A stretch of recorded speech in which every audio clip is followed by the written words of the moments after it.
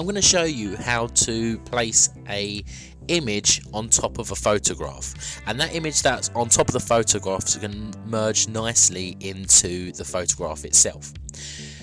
What we're going to use here is what I showed you earlier about using the patch tool. Is I'm going to show you the content aware tool. As you've seen in the previous video what the content aware tool does, I'm going to remove the soldier's gun, and that's now disappeared completely. And what I want to do over is I want to manipulate the photo, so I want to place a bouquet of flowers. So I'm going to open up the flowers and I'm going to show you what we're going to do. So I want to remove the background. So I'm going to open up the pictures of the flowers, sorry, a bit of a mistake there, and I'm going to remove the background. Because if I don't remove the background, then it's going to make it look, we won't be able to remove the background. So the magic wand tool, you just click on the spare bit of background and you can remove the background that easily by clicking and deleting. And then if you use the move tool, you can click and drag over to the picture and place on top.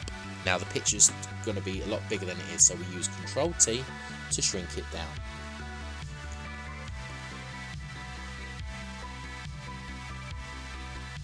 And then I want to place it above the soldier's hand where the machine gun was.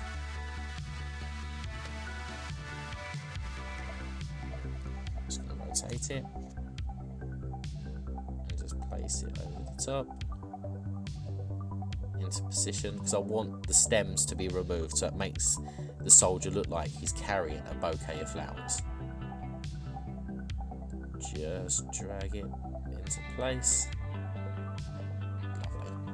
Click apply, and then what I'm going to do is, because the layer is showing that it's on the flower, I'm going to get the eraser tool and just rub out the stems, and as you can see the stems have disappeared. It looks like he's actually grabbing onto the stems, and we zoom out and it looks like he's carrying a bouquet of flowers.